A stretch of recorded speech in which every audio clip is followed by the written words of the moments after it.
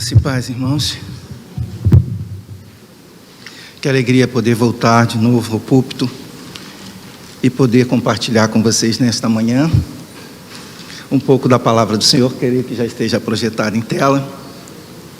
E eu convido, sem mais delongas, a fazermos a leitura. Eu irei ler os versos pares e conto com a ajuda dos irmãos para que me auxiliem lendo os versos ímpares. Nos diz a palavra do Senhor assim: assim, pois, amados meus, como sempre obedecestes, não só à minha presença, porém, muito mais agora na ausência, desenvolvei a vossa salvação com temor e tremor.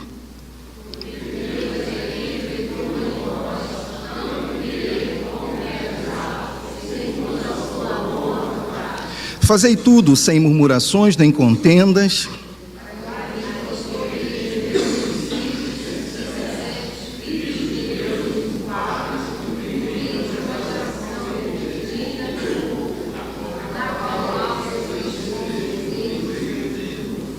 preservando a palavra da vida, porque no dia de Cristo eu me glorie de que não corri em vão, nem me esforcei inutilmente.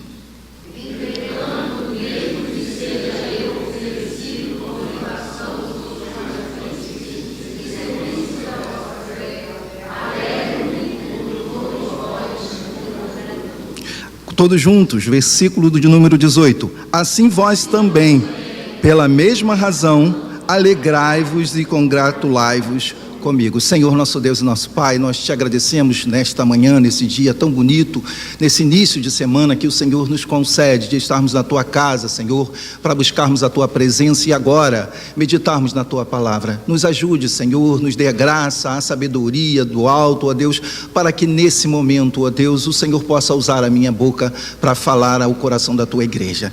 Nos alegramos com os louvores aqui entoados e queremos te louvar agora com a pregação. Que o Senhor se faça presente neste lugar, em cada coração, ó Deus, e que a tua palavra nos instrua nesta manhã. Assim te oramos e desde já te agradecemos, em nome de Jesus, amém. Queridos, eu ontem mesmo, enquanto meditava um pouco nesta palavra, conversava um pouco com a minha esposa acerca do apreço e do carinho que eu tenho por essa epístola. Eu vejo nesses poucos capítulos aqui, instruções especiais para a nossa vida, para o nosso dia a dia, para as nossas relações, para o nosso caminhar com Deus. E Paulo, de maneira muito precisa, se vocês quiserem conhecer um pouco mais da história, eu sugiro que vocês voltem depois ao livro de Atos e possam ali ler do capítulo 16, do verso 6 ao 40. Certamente vocês conhecerão, aqueles que ainda não tiveram contato, terão instruções belíssimas, desde o fundamento dessa igreja e o caminhar dela também. Mas o que eu queria falar nesta manhã e quero como título da mensagem, eu uso o mesmo título da Sociedade Bíblica, que é o desenvolvimento da salvação. Deus, Ele nos salvou. Eu creio que muitos aqui tiveram um encontro e uma experiência muito especial com Deus, e aqueles que não tiveram, certamente terão essa oportunidade, porque a palavra do Senhor tem sido pregada. Deus tem nos dado esse tempo para anunciar e falar das boas novas do reino de Deus. E cabe a nós, nesse momento, fazer apenas uma reflexão aqui do capítulo 2, para que os irmãos tenham um entendimento mais pleno sobre o que Paulo estava comunicando nesses poucos versos que nós acabamos de ler. Eu diria, irmãos, que essa igreja, ela na verdade ocupou durante a vida e o ministério do apóstolo Paulo um lugar de excelência na sua vida, porque ela era uma igreja amada pelo apóstolo Paulo, e Paulo a tinha como a sua coroa. Ou seja, veja que Paulo coloca essa igreja, esses irmãos que ali conviveram e serviram a Deus, num lugar de excelência na sua vida. Poucas vezes nós vemos uma relação assim entre pastor e ovelha, né? Num tempo tão conturbado como o nosso, onde há inúmeras ideias, nós vemos uma sociedade pulverizada, né? E cada um com uma mente e com uma intenção que às vezes não é a mesma intenção que a palavra de Deus nos convida. E aí, Paulo toma conhecimento através de um dos seus obreiros daquela igreja, Epafrodito, que vem ao encontro de Paulo, que estava preso em Roma, para falar de algumas questões que estavam acontecendo naquela igreja. A igreja estava se dividindo, irmãos, por questões partidárias, coisas tão comuns comum naquela época e também é comum no nosso tempo. Quantas pessoas em meio à eleição, em meio a um tempo como o nosso, as pessoas estão ali, cada uma defendendo o seu lado e às vezes não parando para refletir que em algum posicionamento colide, se choca um com o outro. Isso não acontece só do lado de fora da igreja, isso acontece também dentro da igreja, porque se a gente analisar as redes sociais, é possível que ali a gente veja alguns embates, algumas discussões que muitas vezes não nos levam para a direção daquilo que Deus nos confiou e nos chamou para fazermos. E o que eu penso de tudo isso, não é que a gente tenha que abrir, que romper com todas as ideias com relação à política, porque a política ela é necessária para que a gente possa, para que o povo, para que o país, para que o mundo tome um rumo que seja o melhor rumo para a sociedade. E cada um ali que se apresenta como candidato, ou aquele que se coloca como um eleitor, né? Nós precisamos ter o entendimento de que sempre que nós nos posicionamos politicamente, nós precisamos olhar para as Escrituras Sagradas. Nós não devemos romper com os valores cristãos e muito menos faltar com o respeito com alguma pessoa porque simplesmente pensamos de forma diferente. E o que Paulo está mostrando a esses irmãos, e logo no início do capítulo de número 2, entre o verso 1 e o 11, Paulo vai falar à igreja que, por questões partidárias, é que ele exorta a igreja para que ela se voltasse ao amor fraternal. Nós sabemos que nós fomos amados por Deus. Paulo defende o amor como o dom supremo, ou seja, ele está acima de todos os demais dons que Deus também nos concedeu. Para quê? Para que as nossas relações sejam relações consistentes, amorosas, leais, e que a nossa vida possa, de fato, ser permeada por uma relação onde as pessoas queiram bem umas às outras. Onde há amor, irmãos, há carinho, há afeto, há lealdade, há verdade e há tantas coisas que são importantes para fortalecer as relações. Mas infelizmente, queridos, aqueles irmãos que estavam ali, algumas dessas pessoas estavam por questões de partidarismo, dividindo os relacionamentos, fazendo com que uma igreja que foi tão relevante naquela época em que Paulo esteve ali plantando e falando do amor e da graça de Deus ao coração daqueles irmãos, ela agora estava se desviando um pouco do caminho. E a vontade de Paulo era trazer ao coração daqueles irmãos a reflexão de que o amor precisava estar presente na igreja. E por essa razão, Paulo usa um outro, avançando um pouco mais, depois de falar do amor fraternal, Paulo, a partir do versículo 11, ou melhor, do 5 ao 11, Paulo vai falar sobre a questão do esvaziamento, né? Deixa eu ver se eu não coloquei errado aqui. Amor fraternal, isso mesmo. A partir do versículo do 1 ao 5, ele vai falar sobre o amor fraternal. E do 5 ao 11, Paulo vai falar então do exemplo de humilhação de Jesus Cristo. Ou seja, Paulo agora não apenas fala da relação que eles devem ter uns com os outros, mas Paulo também convida essa amada igreja para quê? Para que olhe para Jesus Cristo como seu modelo. O modelo que eles deveriam seguir no seu dia a dia, no convívio, no trato uns com os outros.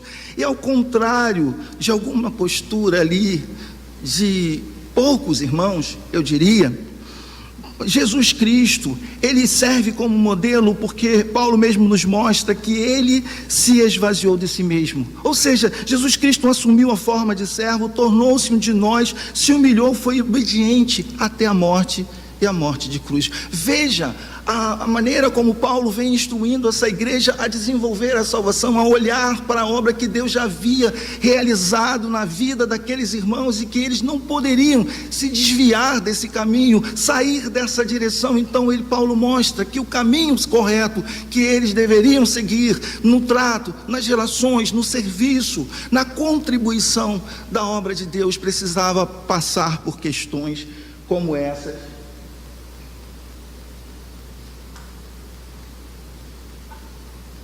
E aí, irmãos, o que a gente percebe é que a atitude de Jesus Cristo na posição do apóstolo Paulo, ele mostra aqui que a maneira como Jesus se portou fez com que Deus, ele o exaltasse. Paulo fala isso também nesses versos, e fez com que Deus colocasse o seu nome acima de todos os nomes, e confiasse também a Jesus Cristo todo o poder no céu e na terra. Veja que uma postura de humildade move o coração de Deus numa direção em que Deus de fato deseja e espera de cada um de nós. Então Jesus Cristo vem para esse mundo, Jesus serve como modelo de instrução para que a gente possa viver as nossas relações em obediência a Deus, num relacionamento íntegro e profundo com Deus, mas também que a gente olhe para as relações à nossa volta e a gente encontre no modelo de Jesus uma forma de servir a Deus, uma forma de agradar a Deus. E Deus sempre tem, irmãos, levantado pessoas nas suas igrejas, colocado pessoas em cada local, onde elas podem ali, através dos seus dons, poder servir a Deus e agradar a Deus também. Quanta coisa Deus não tem feito na nossa igreja por conta da nossa dedicação, da nossa lealdade a Ele, da forma como nós nos tratamos uns aos outros, como um carinho que foi hoje prestado aqui, que fez a Rai se emocionar, e certamente o Durval também, porque é isso que nós de fato queremos ser como igreja do Senhor no século 21. A Betel tem essa preocupação, irmãos, de tratar bem as pessoas, de acolher as pessoas, e isso para nós só é possível porque a gente tem esse grande modelo que é o Senhor Jesus Cristo. E é isso que Paulo então mostra. Não há forma de desenvolver a salvação que não passe pela maneira como Deus quer, como Deus faz, como Deus nos planta, como Deus nos traz para algum lugar. E o que, quando a gente adentra de fato nesse contexto agora, que é o contexto do versículo 12, a gente começa a entender algumas instruções que Paulo dá a essa igreja para que ela pudesse se desenvolver a sua salvação.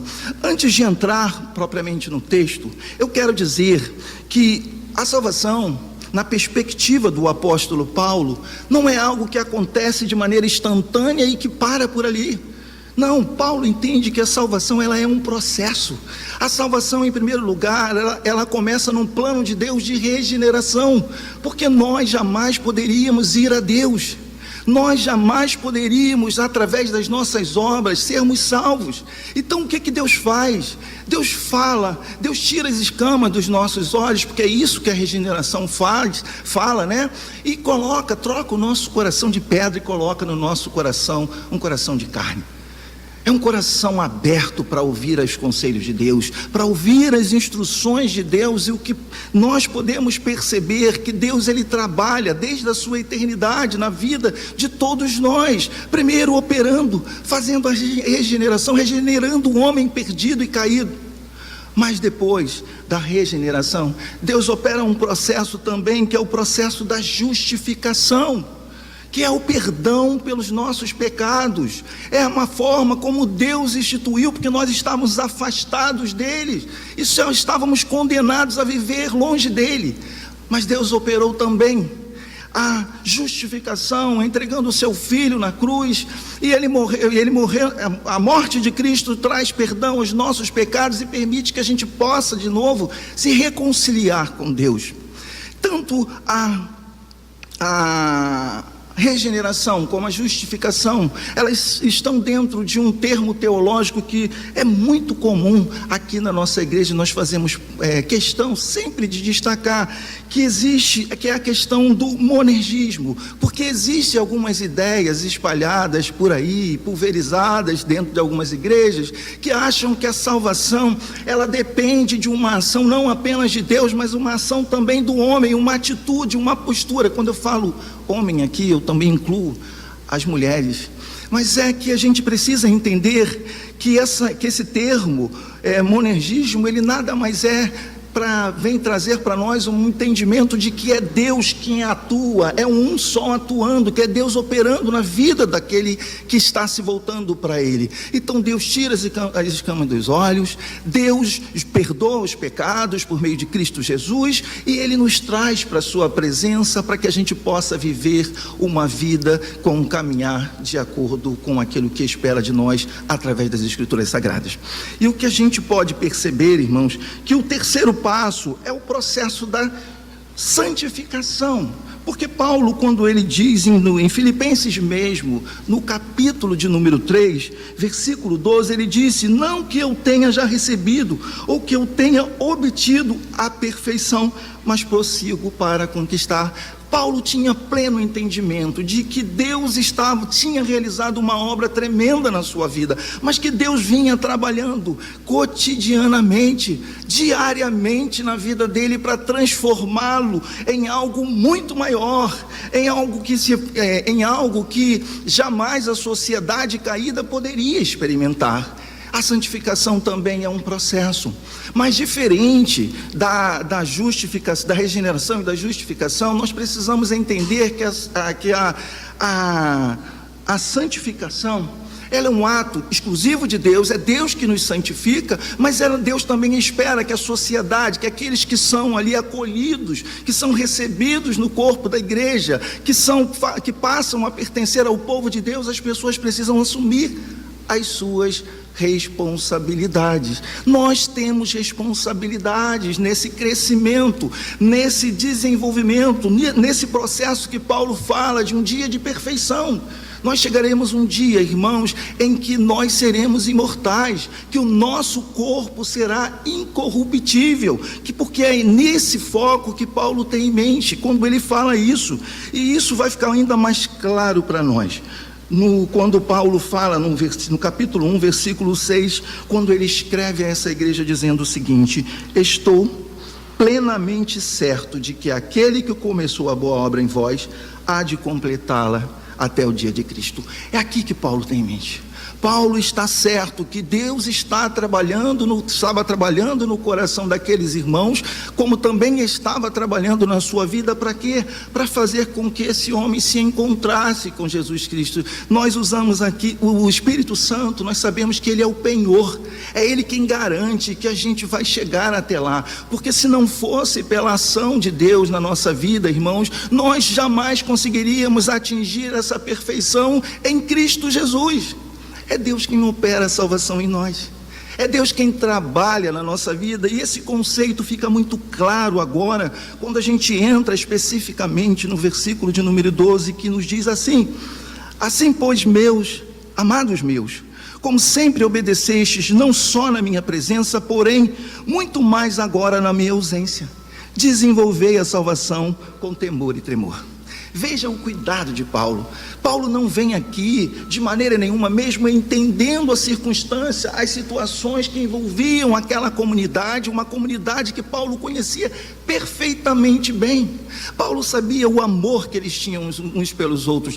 Paulo sabia o coração daquelas pessoas que foram inseridas ali, porque ele mesmo instruiu, ele mesmo orientou essas pessoas no caminho de Deus. Eram pessoas leais, eram pessoas compromissadas uns com os outros, com o serviço da igreja, e a prova disso é que lá estava do seu lado Epafrodito, um homem, um líder daquela comunidade, que foi ao encontro de Paulo para prestar o carinho e o afeto que aquela comunidade sentia pelo seu ministro.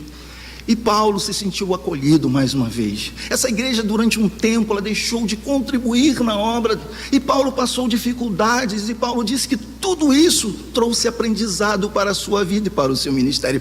Veja que as situações mais adversas da nossa vida, Deus sempre trabalha no nosso coração. Deus sempre, às vezes, nos tira e nos coloca em situações digamos assim, às vezes até mesmo de desespero, de angústia, de aflição, para que a gente de fato seja trabalhado por Ele, como Paulo está falando aqui no desenvolvimento da salvação, para que a nossa vida de fato esteja de acordo com aquilo que Ele tem para nós.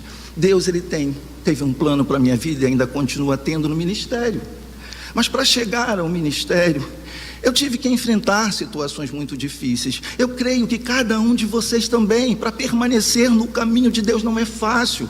Nós sempre passamos por situações difíceis e Deus, de maneira muito pedagógica, usa situações como essas para que a gente saia da zona de conforto, para que a gente se mova na direção do plano que Ele tem para a nossa vida. E é isso que Paulo está mostrando a esses irmãos aqui. Vejam, olhem para o passado, olhem para a história de vocês que foram construídas, veja a atitude que vocês tiveram agora, mandando o seu obreiro para vir me ajudar mais uma vez. Eu não sei por que questões vocês deixaram de me ajudar, pararam por um tempo, se foi a dificuldade financeira, se foi talvez ali a falta de apoio de alguns irmãos, mas o importante é saber que eu conheço o coração de vocês, eu sei a obra que vocês têm realizado, eu sei o quanto vocês se desenvolveram na fé, amadureceram e cresceram e deram uma parcela de contribuição tão belíssima para que a igreja chegasse nesse nível. Olha para o caminho que vocês estão seguindo, olhe para a direção que vocês estão percorrendo,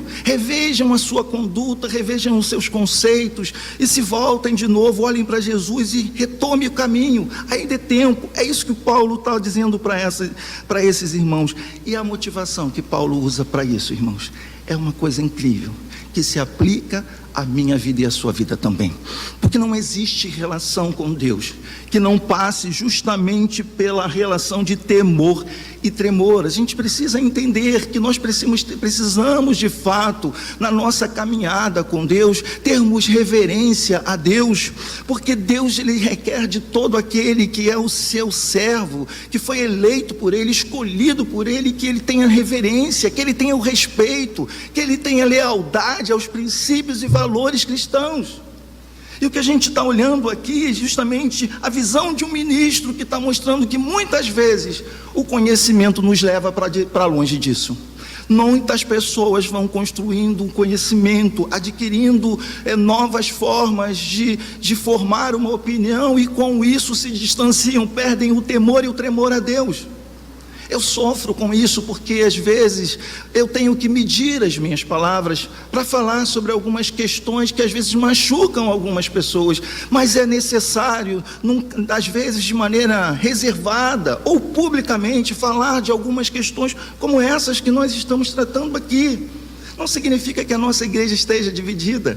Eu só estou trazendo uma reflexão porque eu vejo um mundo dividido e a gente precisa entender para que direção nós estamos indo. É isso que eu estou trazendo nessa manhã como reflexão.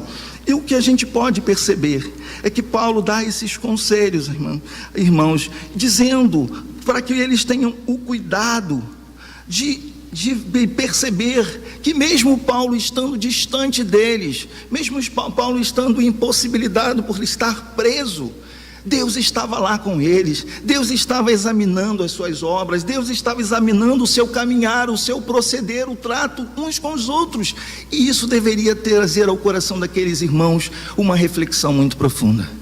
Nós precisamos ter a consciência de que nós somos o templo de Deus. Deus, Ele opera na nossa vida, Deus fala ao nosso coração, Deus trabalha na nossa vida, e o desejo dEle é que a gente se desenvolva na nossa fé, que a salvação seja aperfeiçoada, como esses conceitos aqui que eu trouxe no início da minha pregação, para que a gente possa de fato entender o rumo e o caminho que nós estamos seguindo. E por essa razão, irmãos, Paulo no versículo de número 13, ele dá a explicação para isso. Ele fala o seguinte: porque Deus é quem efetua em nós tanto o querer como o realizar, segundo a sua vontade. Então percebam, como eu disse, a santificação também é um ato de Deus, mas nós precisamos entender que existe a responsabilidade humana. Nós precisamos no dia a dia perceber em que área Deus está querendo atuar na nossa vida, como Deus quer trabalhar no nosso coração. Hoje pela manhã nós tivemos um exemplo do que é Deus trabalhar no coração das pessoas. A Val, a Rai e o nosso irmão Durval saíram do norte, né? tiveram tempo aqui, saíram do norte, Deus os trouxe para esse lugar, Deus os trouxe aqui para a nossa comunidade, certamente para contribuir um pouco mais com o trabalho que nós temos realizado aqui. Creio que esses irmãos serão muito úteis na obra de Deus, mas Deus também tirou da nossa comunidade algumas pessoas porque foram recolhidas e estão na eternidade com Deus. Deus também tirou dessa comunidade algumas pessoas para levar e serem bênçãos em outros lugares. Deus é quem atua em nós, é Deus quem trabalha em nós. Eu saí de uma igreja com visão totalmente diferente da visão reformada, era uma visão arminiana. Durante muito tempo eu vivi essa realidade e não julgo e não condeno, não é isso que eu estou dizendo, mas Deus me trouxe para uma igreja com uma visão reformada. Deus me tirou de um lugar onde eu pura e simplesmente eu assistia a tudo do banco e pouco participava da vida da igreja pelas quais eu passei. Mas quando Deus me tirou de lá e me colocou nessa igreja, nessa denominação presbiteriana, a minha vida começou a caminhar, eu comecei a crescer, eu comecei a me desenvolver em várias áreas da minha vida. Então Deus, Ele vai trabalhando em nós, mas para que Ele possa se mover na nossa vida, o nosso coração precisa estar voltado para Ele. Os nossos desejos precisam estar em conformidade com aquilo que Ele espera de nós. É Deus quem trabalha nos santificando, mas nós cooperamos. Aqui é um conceito que nós chamamos de sinergismo. Já não é só um atuando. Deus atua, mas o homem corresponde, o homem coopera, o homem colabora em todos os sentidos, porque é isso que Deus quer que a gente viva na realidade da igreja. Epafrodito foi uma liderança, Paulo plantou aquela igreja, outros irmãos deram continuidade ao trabalho daquela comunidade, e aquela comunidade durante muito tempo foi relevante e ainda era relevante. Nós não estamos dizendo aqui que ela se perdeu totalmente. Algumas pessoas dentro dessa comunidade se perderam, e isso é muito natural no nosso tempo também. Nem todo mundo se perde. Tem muita gente querendo viver a realidade de Deus, tem muita gente querendo cultos presenciais, tem muita gente vivendo, apoiando os trabalhos da igreja. Nós estamos vendo aqui hoje no nosso tempo, nós estamos prestes a fazer uma obra para dar um pouco mais de acessibilidade às pessoas da terceira idade. E a gente sempre vê, quando falamos de alguma obra, de alguma coisa que tire um pouco a gente da rotina, a resposta que a igreja dá é simplesmente contribuir, colaborar, participar, incentivar, e é esse o nosso papel. Deus está trabalhando na nossa vida para isso, irmãos, para que a gente participe mais da obra de Deus, que a gente atue mais presente nos trabalhos, apoiando os líderes das igrejas e as lideranças também à sua volta, para que o trabalho do Senhor e a obra do Senhor seja relevante. E Paulo vai dizer assim, no versículo 14: fazei tudo sem murmurações nem contendas. Então Paulo está dizendo, olha, em vez de vocês ficarem aí com essas ideias, com esses pensamentos que dividem, agradeçam a Deus, parem de murmurar e reclamar, porque todo o trabalho, irmãos, nós vamos encontrar, seja o trabalho espiritual ou o trabalho, digamos, institucional, de algumas empresas, nas organizações, nós sempre vamos encontrar dois tipos de pessoas. Algumas pessoas extremamente motivadas e outras realmente só reclamando. São aqueles reclamões que tudo é motivo para reclamar. Até do certo eles reclamam. Paulo então está mostrando a essa comunidade aqui como é bom participar da realidade da igreja. Parem de murmurar, parem de reclamar, procurem buscar o crescimento da vida de vocês. Olhem, peçam a Deus que Deus os direcione. E aí, a gente vai olhar aqui que Paulo dá algumas instruções muito interessantes no versículo de número 15. Ele diz assim: para que vos torneis irrepreensíveis e sinceros. Então veja que o que Paulo tem em mente aqui é que aqueles irmãos, assim como Jesus Cristo foi modelo para eles, eles precisavam também aderir no seu dia a dia, ter uma postura que fosse uma postura digna, uma postura reta, uma postura correta, porque disso dependia o caminhar também da igreja. Deus estava na frente, mas Deus também queria que aqueles irmãos crescessem, que aqueles irmãos se desenvolvessem na fé, que aqueles irmãos, eles de fato pudessem naquela região ali, dar um bom testemunho, e coisas que algumas pessoas não estavam dando. Então o amor de Paulo por essa igreja, é porque eu entendo, irmãos, que onde há correção há amor. O problema é quando a gente passa por tudo isso e nós nos tornamos pessoas permissivas, pessoas que às vezes concordam com coisas que estão erradas. O amor de Paulo aqui e o seu ministério vai numa direção de amor, de uma relação de afeto, como um pai que vê o seu filho ali se desviando do caminho, fugindo dos valores cristãos, dos valores, por exemplo, da família, para se perverter e sair por outros rumos, por outras ideias ou ideologias. Então, assim como o pai corrige o seu filho, Paulo aqui estava persuadindo esses irmãos a olharem para o seu caminhar, para o seu proceder, porque dependia deles essa postura irrepreensível e sincera, uma postura correta diante de Deus. A segunda instrução que Paulo diz aqui é que eles também eram filhos de Deus indesculpáveis. Agora Paulo mostra a situação e a posição que eles se encontravam naquela igreja. Eles haviam sido perdoados por Deus, e na vida deles não havia mais nenhuma condenação que os afastassem de Deus, mas eles precisavam olhar para a sua conduta, para a sua relação com os outros. Isso era importante, e Paulo então fala: olha, vocês foram perdoados, sobre a vida de vocês não pesa mais a condenação alguma. Vocês são filhos de Deus e precisam agir como filhos de Deus. E aí Paulo encerra esse versículo de número 15 dizendo o seguinte: vocês estão no meio de uma geração corrupta, na qual vocês precisam resplandecer como luzeiros no mundo.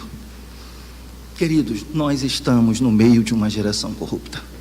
Nós estamos vivendo um tempo muito difícil da nossa caminhada. A igreja já está sendo, os pastores, as lideranças estão sendo confrontadas agora por várias instituições, não por apenas algumas religiões, mas por pessoas que até mesmo não professam, não seguem nenhuma religião, pura e simplesmente para coibir e impedir que a gente pregue o evangelho da maneira correta.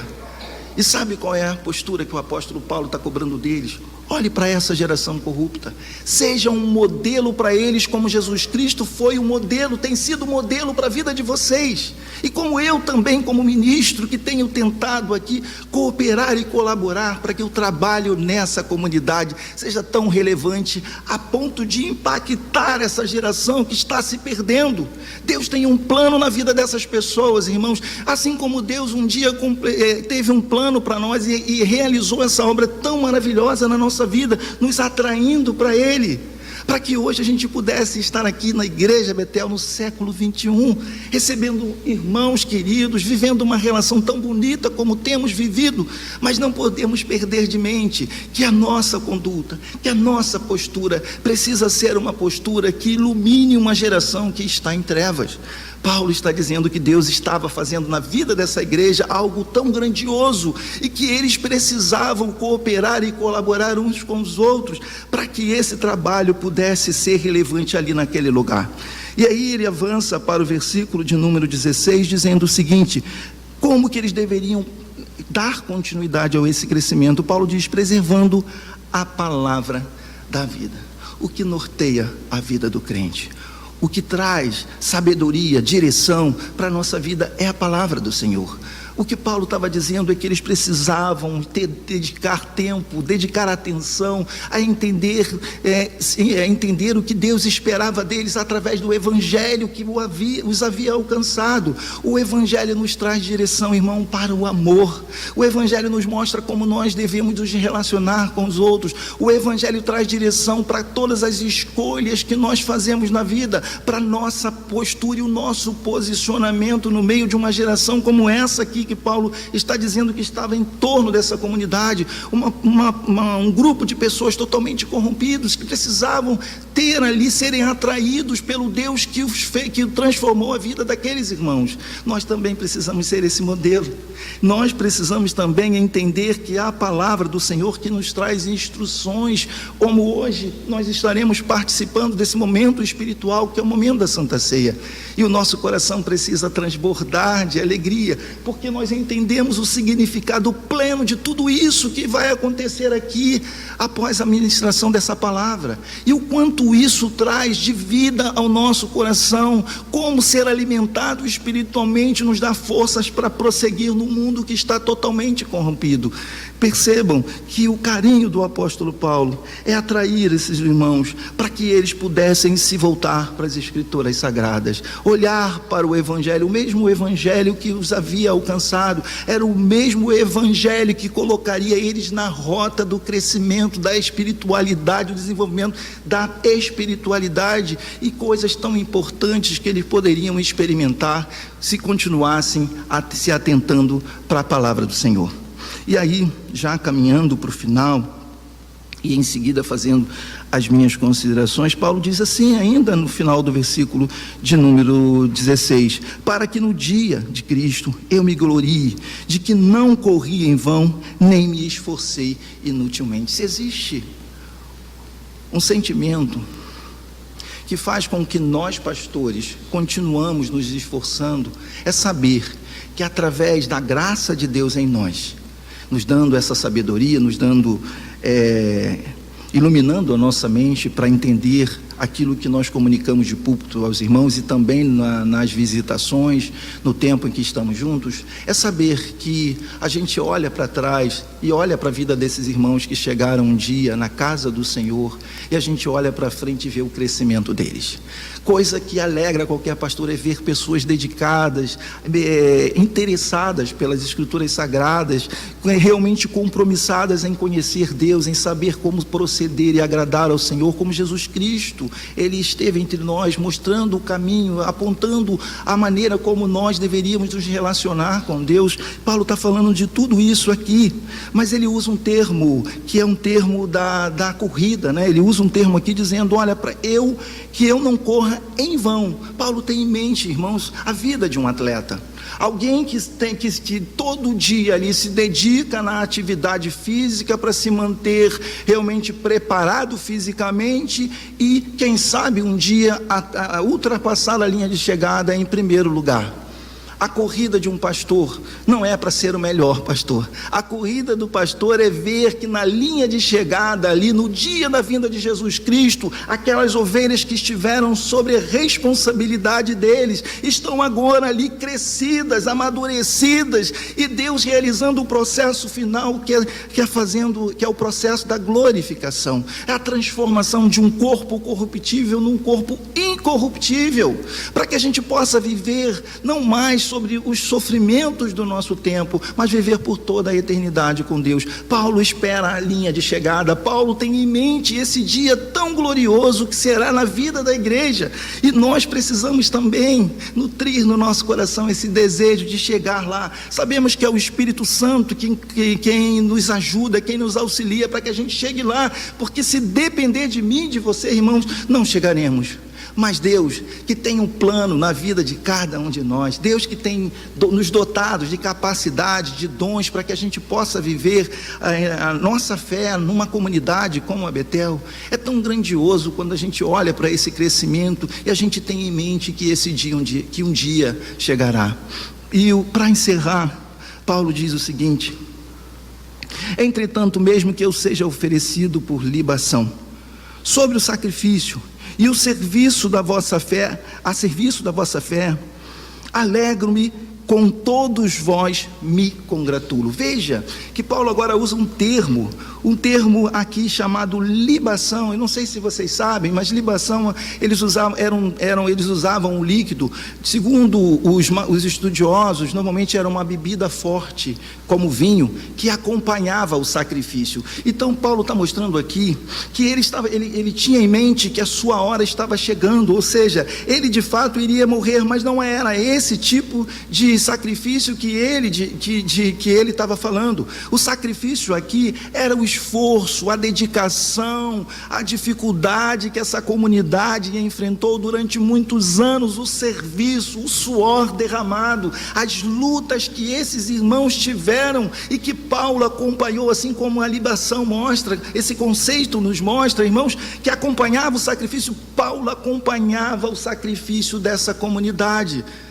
Nós aqui na nossa igreja também De certa forma, nós acompanhamos a luta, o sacrifício, a dedicação de cada um de vocês no serviço cristão, na vida de vocês com Deus, as lutas que muitos passam, que a gente juntos oram. Nós clamamos a Deus para que Deus transforme essa realidade tão difícil, como pessoas que estão hoje acamadas, pessoas que já estão há anos ausentes da nossa comunhão, da nossa comunidade, mas que desejam no seu coração retornar, mas não podem porque estão cuidando do seu ente querido.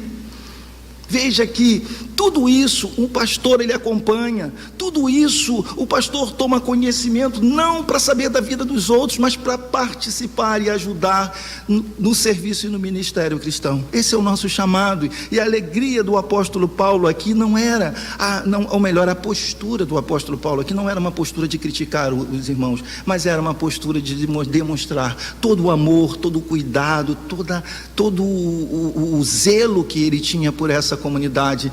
Deus, ele precisa também, irmãos, encontrar no nosso coração essa disposição de não viver uma vida centrada em nós mesmos, de não fazer com que a gente apenas se preocupe com aquilo que se passa em nós e as nossas preocupações sejam apenas conosco.